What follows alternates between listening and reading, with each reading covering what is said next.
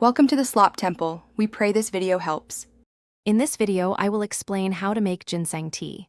First, let's gather our ingredients. You'll need about 2 to 4 ounces of fresh ginseng root, or half that amount if using dried. Make sure your ginseng is thoroughly cleaned. You'll also need 4 cups of water and a small pot.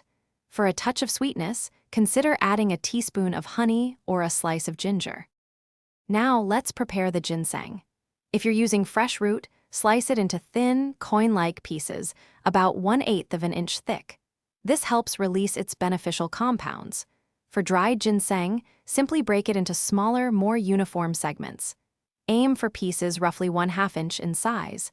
This preparation ensures even extraction during brewing. It's time to brew your tea.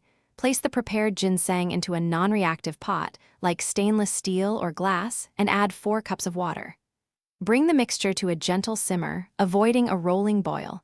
Reduce the heat to low, cover the pot, and let it steep for at least 30 minutes.